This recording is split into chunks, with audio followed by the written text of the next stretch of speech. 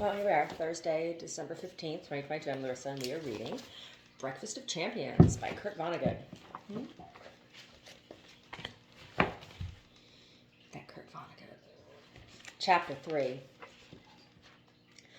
Within a century of little Kego's arrival on Earth, according to Trout's novel, every form of life that once peaceful and moist and nourishing blue-green ball was dying or dead. Everywhere were the shells of the great beetles which men had made and worshipped. They were automobiles. They had killed everything. Little Kego himself died long before the planet did. He was attempting to lecture on the evils of the automobile in a bar in Detroit, but he was so tiny that nobody paid any attention to him. He lay down to rest for a moment, and a drunk automobile worker mistook him for a kitchen match. He killed Kego by trying to strike him repeatedly on the underside of the bar. Trout received only one fan letter before 1972. It was from an eccentric millionaire who hired a private detective agency to discover who and where he was. Trout was so invisible that the search cost $18,000. The fan letter reached him in his basement in Cohoes. It was handwritten, and Trout concluded that the writer might be 14 years old or so. The letter said that Plague on Wheels was the greatest novel in the English language, and that Trout should be President of the United States. Trout read the letter out loud to his parakeet. "Things are looking up, Bill," he said. "Always knew they would. Get a load of this." And then he read the letter. There was no indication in the letter that the writer, whose name was Elliot Rosewater, was a grown-up. It was fabulously well-to-do. Kilgore Trout, incidentally, could never be President of the United States without a constitutional amendment. He hadn't been born inside the country. His birthplace was Bermuda. His father, Leo Trout, while remaining an American citizen, worked there for many years for the Royal Ornithological Society, guarding the only nesting place in the world for Bermuda erns. These great green sea eagles eventually became extinct, despite anything anyone could do. As a child, Trout had seen those erns die one by one. His father had assigned him the melancholy task of measuring wing spreads of the corpses.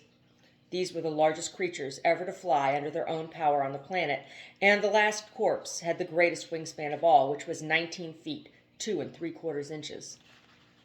After all the erns were dead, it was discovered what had killed them. It was a fungus, which had attacked the eyes and brains.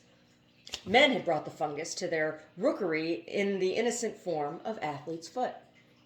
Here's what the flag of Kilgore Trout's native island looked like. So Kilgore Trout had a depressing childhood despite all the sunshine and fresh air. The pessimism that overwhelmed him in later life, which destroyed his three marriages, which drove his only son Leo from the home at age of 14, was very likely had its root in the bittersweet mulch of rotting erns. The fan letter came much too late. It wasn't good news. It was perceived as an invasion of privacy by Kilgore Trout. The letter from Rosewater promised that he would make Trout famous. This is what Trout had to say about that. With only his parakeet listening, "Keep the hell out of my body bag." A body bag was a large plastic envelope. For a freshly killed American soldier, it was a new invention. I do not know who invented the body bag. I do know who invented Kilgore Trout. I did. I made him snaggle-toothed. I gave him hair, but I turned it white. I wouldn't let him comb it or go to the barber. I made him grow it long and tangled. I gave him the same legs the creator of the universe gave to my father when my father was a pitiful old man. They were pale white broomsticks. They were hairless. They were embossed fantastically with varicose veins. And 2 months after Trout received his first fan letter, I had him find in his mailbox an invitation to be a speaker at an arts festival in the American Middle West. The letter was from the festival's chairman, Fred T. Berry. He was respectful, almost reverent about Kilgore Trout. He beseeched him to be one of the several distinguished out-of-town participants in the festival, which would last for 5 days. It would celebrate the opening of the Mildred Berry Memorial Center for the Arts in Midland City. The letter did not say so, but Mildred Berry was the late mother of the chairman, the wealthiest man in Midland City. Fred T. Berry had paid for the new Center for the Arts, which was a translucent sphere on stilts. It had no windows. When illuminated inside at night, it resembled a rising harvest moon. Fred T. Berry, incidentally, was exactly the same age as Trout. They had the same birthday, but they certainly didn't look anything alike. Fred T. Barry didn't even look like a white man anymore, even though he was of pure English stock. As he grew older and older and happier, and all his hair fell out everywhere, he came to look like an ecstatic old Chinaman. He looked so much like a Chinaman that he had taken to dressing like a Chinaman. Real Chinamen often mistook him for a real Chinaman.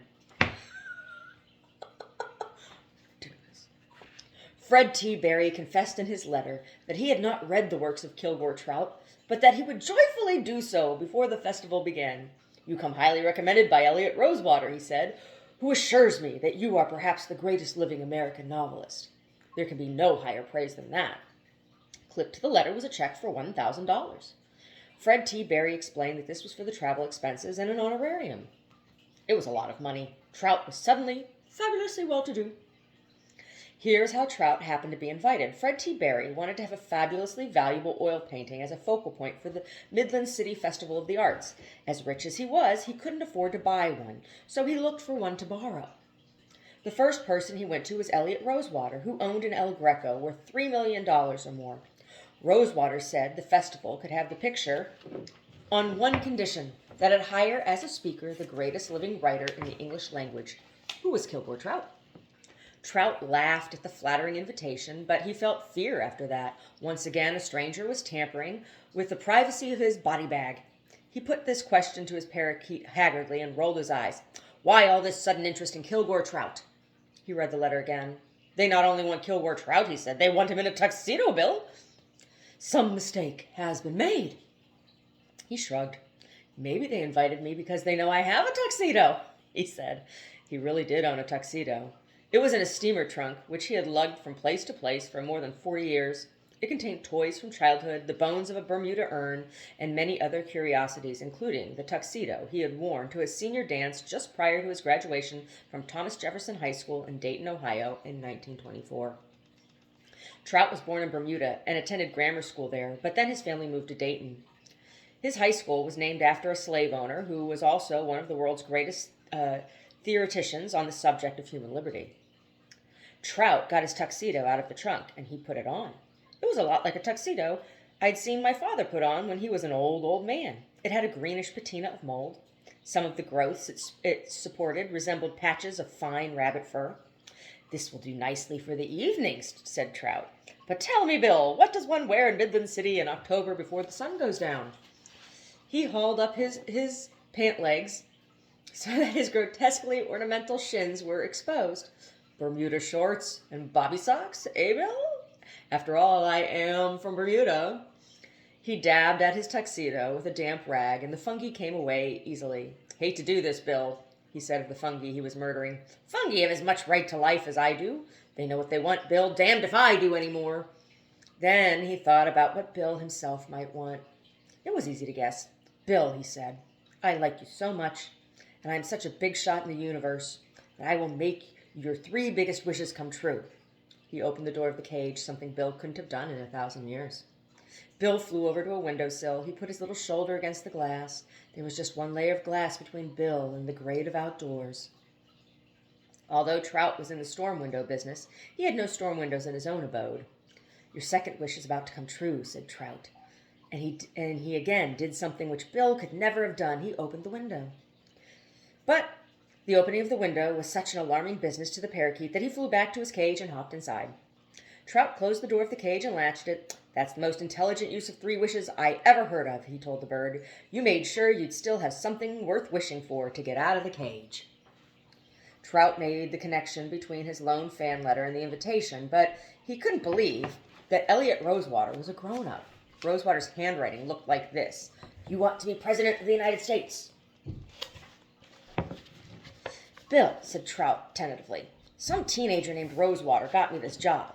His parents must be friends of the chairman of the Arts Festival, and they don't know anything about books out that way. So when he said I was good, they believed him." Trout shook his head. "I'm not going, Bill. I don't want out of my cage. I'm too smart for that. Even if I did want out, though, I wouldn't go to Midland City to make a laughingstock of myself and my only fan." He left it at that. But he reread the invitation from time to time, got to know it by heart, and then one of the subtler messages on the paper got through to him. It was the letterhead, which displayed 2 masks intended to represent comedy and tragedy. One mask looked like this and the other like this. They don't want anything but smilers out there, Trout said to his parakeet. Unhappy failures need not apply. But his mind wouldn't leave it alone at that. He got an idea which he found very tangy. Maybe an unhappy failure is exactly what they need to see. He became energetic after that. Bill, he said, listen, I'm leaving the cage, but I'm coming back. Going out there to show them what nobody's ever seen at an arts festival before. A representative of all the thousands of artists who devoted their entire lives to the search for truth and beauty, and didn't find doodly squat. Trout accepted the invitation after all. 2 days before the festival was to begin, he delivered Bill into the care of his landlady upstairs, and he hitchhiked to New York City with $500 pinned to the inside of his underpants. The rest of the money he had put in a bank. He went to New York first because he hoped to find some of his books in pornography stores there. He had no copies at home. He despised them, but now he wanted to read out loud from them in Midland City as a demonstration of a tragedy which was ludicrous as well. He planned to tell the people out there what he hoped to have in the way of a tombstone. This was it. Somebody, sometime to sometime, he died. Chapter 4. Dwayne was meanwhile getting crazier all the time. He saw 11 moons in the sky over the new Mildred Berry Memorial Center for the Arts one night. The next morning, he saw a huge duck directing traffic at the intersection of Arsenal Avenue and Old Country Road. He didn't tell anybody what he saw. He maintained secrecy. And the bad chemicals in his head were fed up with secrecy. They were no longer content with making him feel and see queer things. They wanted him to do queer things also and make a lot of noise. They wanted Dwayne Hoover to be proud of his disease. People said later that they were furious with themselves for not noticing the danger signals in Dwayne's behavior, for ignoring his obvious cries for help. After Dwayne ran amok, the local paper ran a deeply sympathetic editorial about it, begging people to watch each other for danger signals. Here was the title, A Cry for Help. But Dwayne wasn't all that weird before he met Kilgore Trout. His behavior in public kept him well within the limits of acceptable acts and beliefs and conversations in Midland City. The person closest to him, Francine Pefko, his white secretary and mistress, said that Dwayne seemed to be getting happier and happier all the time during the month before Dwayne went public as a maniac. I kept thinking, she told a newspaper reporter from her hospital bed, he's finally getting over his wife's suicide. Francine worked at Dwayne's principal place of business, which was Dwayne Hoover's Exit 11 Pontiac Village, just off the interstate, next door to the new Holiday Inn. Here is what made Francine think he was becoming happier. Dwayne began to sing songs which had been popular in his youth, such as The Old Lamplighter and Tippy Tippy Tin and Hold Tight and Blue Moon, and so on.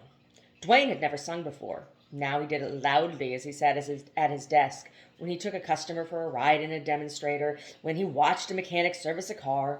One day he sang loudly as he crossed the lobby of the new Holiday Inn, smiling and gesturing at people as though he had been hired to sing for their pleasure. But nobody thought that was necessarily a hint of derangement either, especially since Dwayne owned a piece of the inn. A black busboy and a black waiter discussed this singing. Listen to him sing, said the busboy. If I owned what he owns, I'd sing too, the waiter replied. The only person who said out loud that Dwayne was going crazy was Dwayne's white sales manager at the Pontiac agency, who was Harry LeSabre. A full week before Dwayne went off his rocker, Harry said to Francine Pefko, "Something has come over Dwayne. He used to be so charming. I don't find him so charming anymore." Harry knew Dwayne better than any other man. He had been with Dwayne for 20 years. He came to work for him when the agency was right on the edge of the nigger part of town. A nigger was a human being who was black.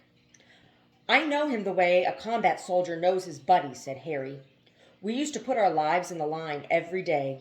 When the agency was down on Jefferson Street, we got held up on the average of 14 times a year, and I tell you that the Dwayne of today is a Dwayne I never saw before." It was true about the holdups. That was how Dwayne bought a Pontiac agency so cheaply. White people were the only people with money enough to buy new automobiles, except for a few black criminals who always wanted Cadillacs. And white people were scared to go anywhere on Jefferson Street anymore. Here's where Dwayne got the money to buy the agency. He borrowed it from the Midland County National Bank. For collateral, he put up stock he owned in a company which was called the Midlands City Ordnance Company. It later became Barrington Limited. Limited. When Dwayne first got the stock in the depths of the Great Depression, the company was called the Robo-Magic Corporation of America. The name of the company kept changing through the years because the nature of its business changed so much, but its management hung on to the company's original motto for old time's sake. The motto was this: Goodbye, Blue Monday. Listen, Harry LeSabre said to Francine, when a man has been in combat with another man, he gets so he can sense the slightest change in his buddy's personality, and Dwayne has changed. You ask Vernon Garr.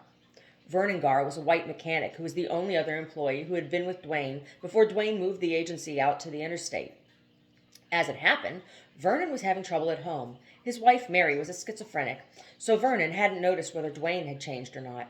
Vernon's wife believed that Vernon was trying to turn her brains into plutonium. Harry LeSabre was entitled to talk about combat. He had been in actual combat in a war. Dwayne hadn't been in combat. He was a civilian employee of the United States Army Air Corps during the Second World War, though.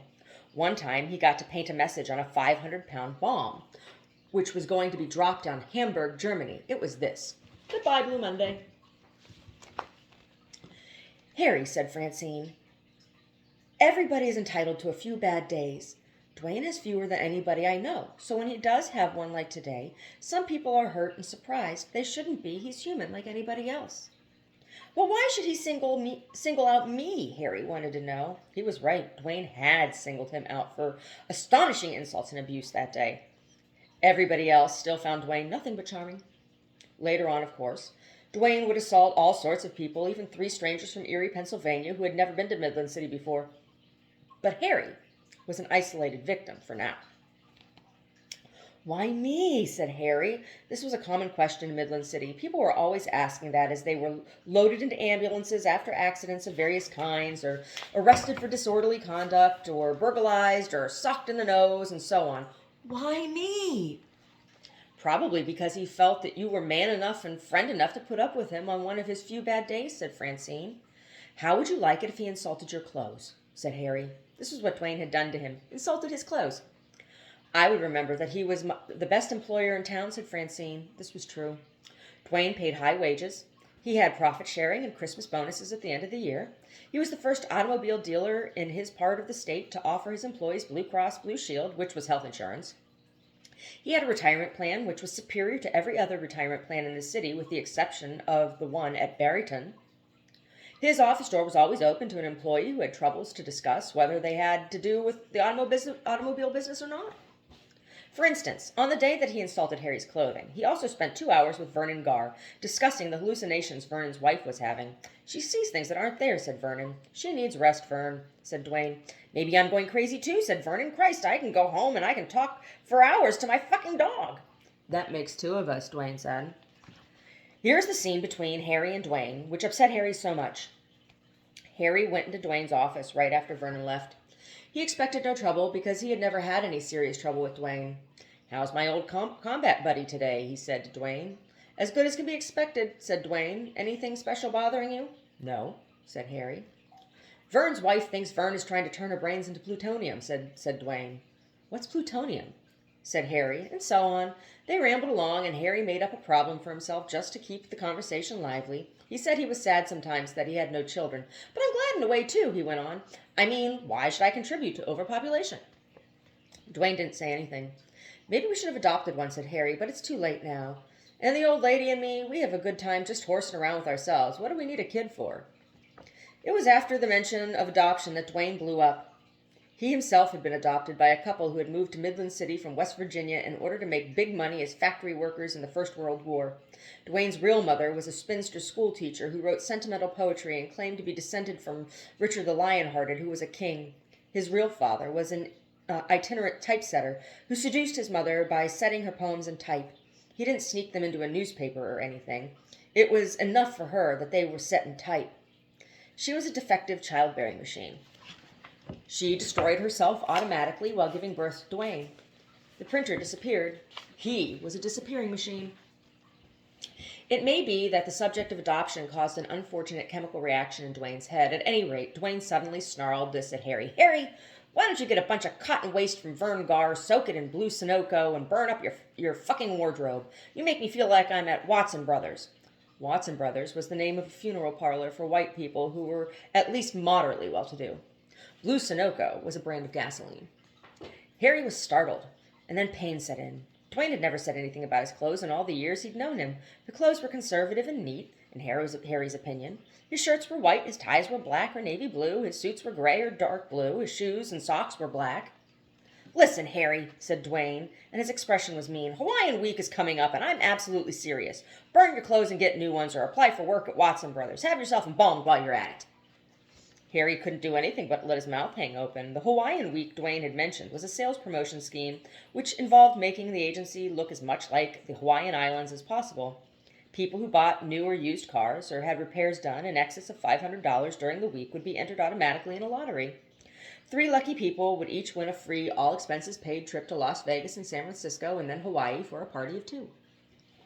"I don't mind that you have the name of a Buick, Harry, when you're supposed to be selling Pontiacs," Dwayne went on. He was referring to the fact that the Buick division of General Motors put out a model called the LeSabre. "You can't help that."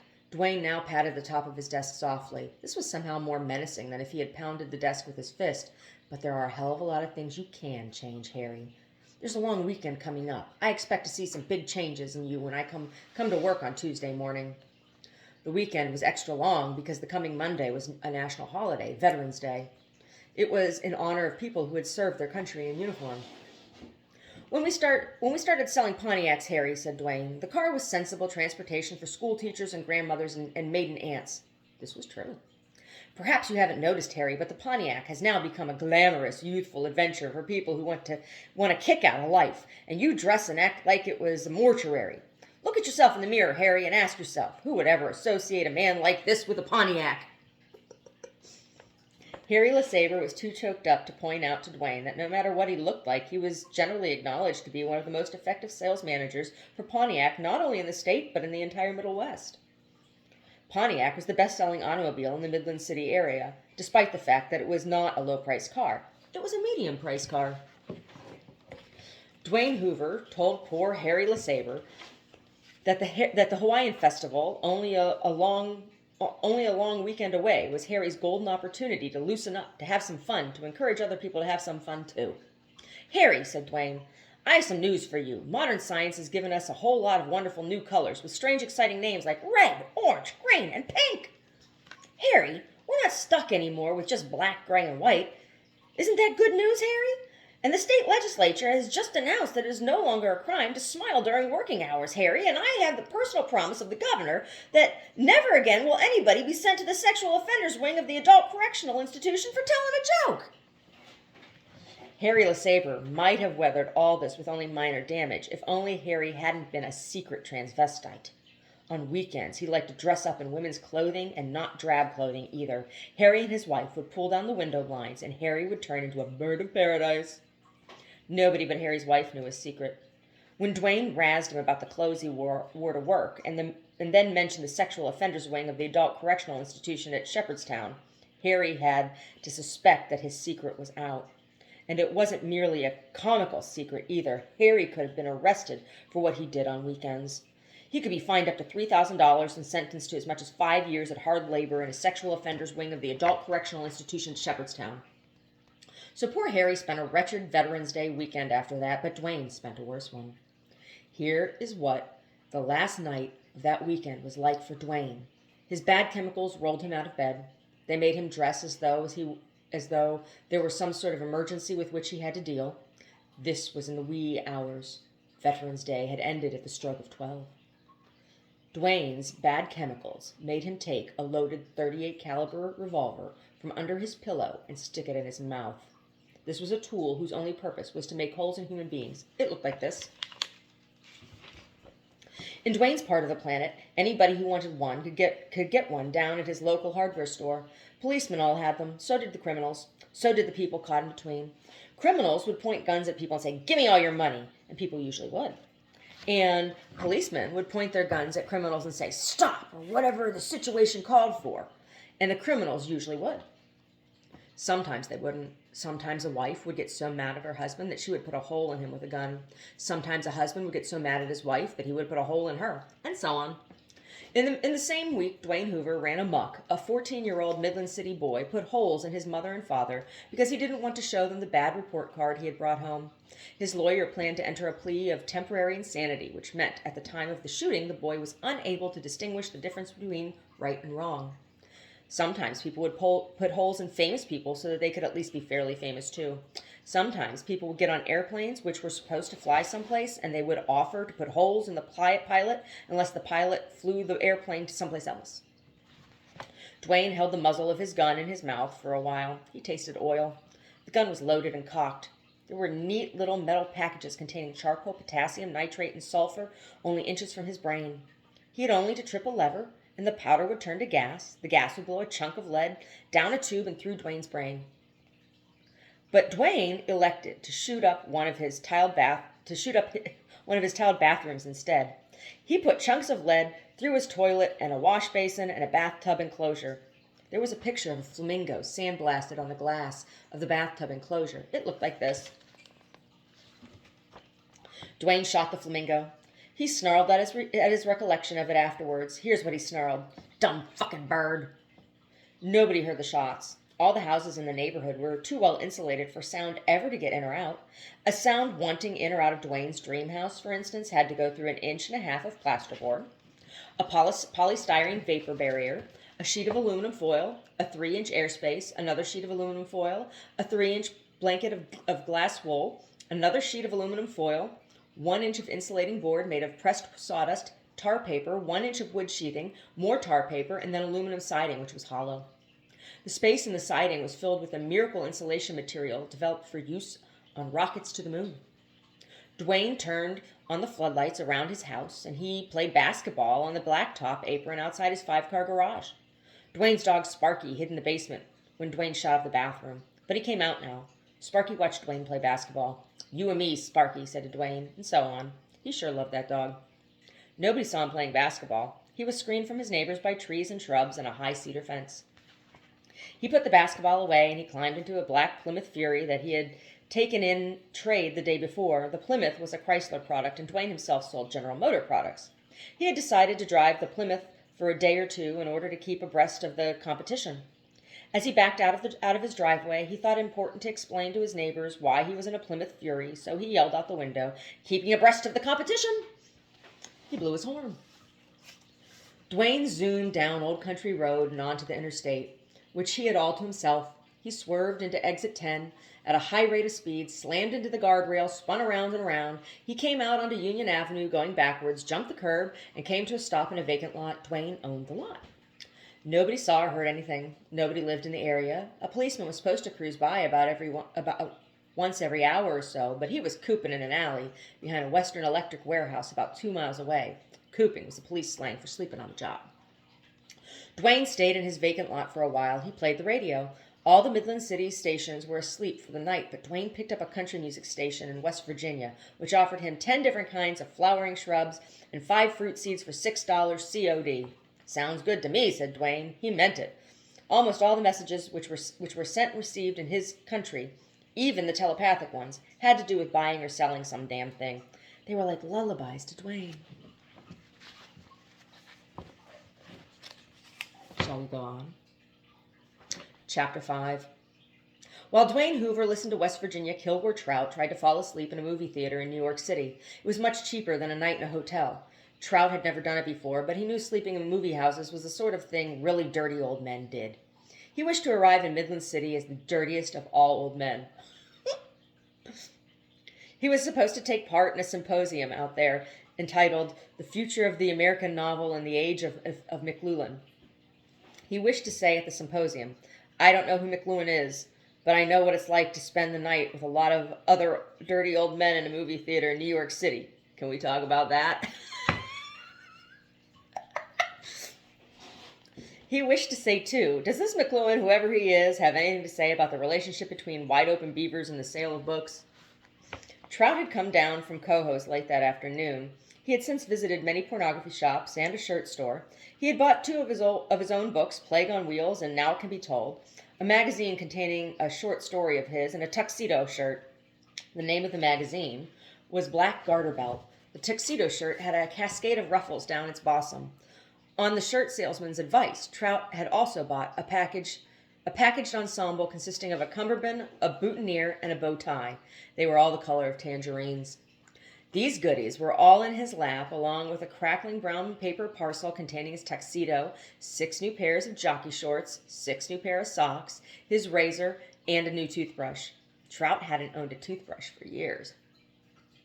The jackets of Plague on Wheels and Now It Can Be Told both promised plenty of wide open beavers inside.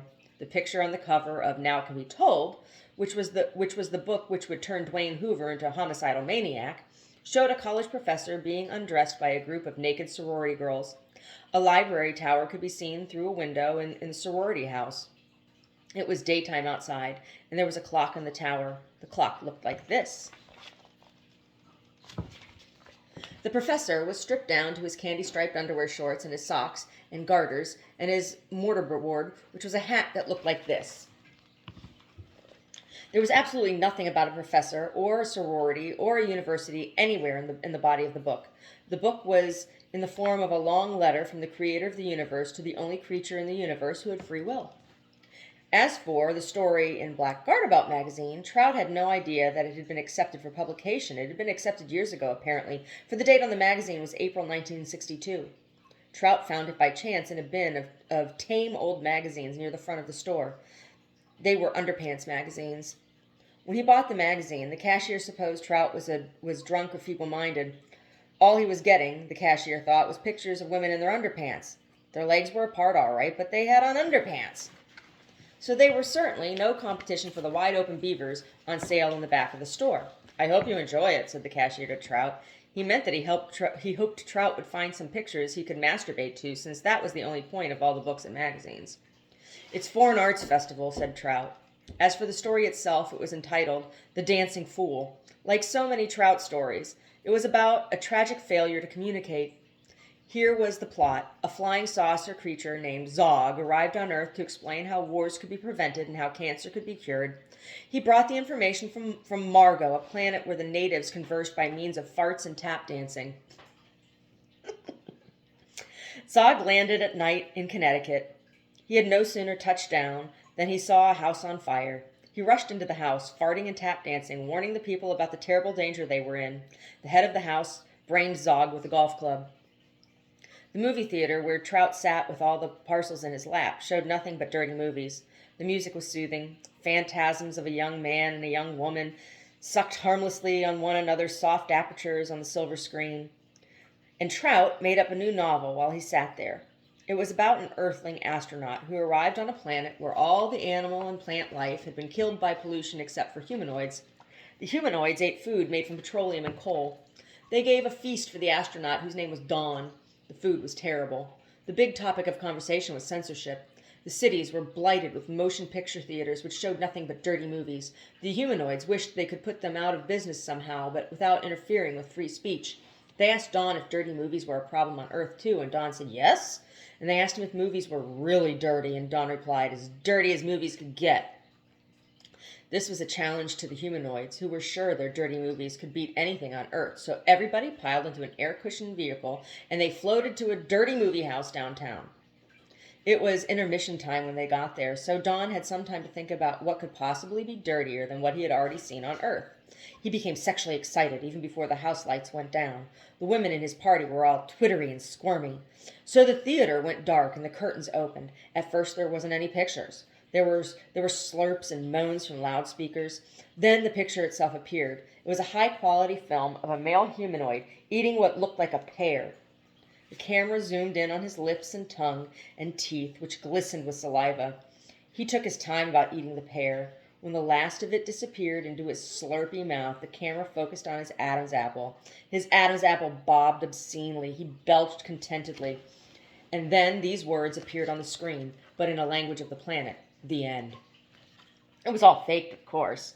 There weren't any pears anymore, and the eating of a pear wasn't the main event of the evening anyway. It was a short subject, which gave the members of the audience time to settle down. Then the main feature began. It was about a male and a female and their 2 children and their dog and their cat. They ate steadily for an hour and a half. Soup, meat, biscuits, butter, vegetables, mashed potatoes and gravy, fruit, candy, cake, pie. The camera rarely strayed more than a foot from their glistening lips and their bobbing Adam's apples. And then the father put the cat and dog on the table so they could take part in the orgy too. After a while, the actors couldn't eat anymore. They were so stuffed that they were goggle-eyed. They could hardly move. They said they didn't think they could eat again for a week, and so on. They cleared the table. They cleared the table slowly. They went waddling out into the kitchen, and they dumped about 30 pounds of leftovers into a garbage can. The audience went wild. Then Don and his friends left the theater. They were accosted by humanoid whores who offered them eggs and oranges and milk and butter and peanuts and so on. The whores couldn't actually deliver these goodies, of course. The humanoids told Don that if he went home with a whore, she would cook him a meal of petroleum and coal products at fancy prices. And then, while he ate them, she would talk dirty about how fresh and full of natural juices the food was, even though the food was fake. Well, stop there. That Mr. Vonnegut. That Mr. Vonnegut. I don't know. Maybe after this we'll read Oryx and Crake. Read about the chicken nubbins. Margaret Atwood. She's wonderful. Canadian author. Margaret Atwood. Oh, everybody knows The Handmaid's Tale. Everyone knows that one. Oryx and Crake. Blind Assassin.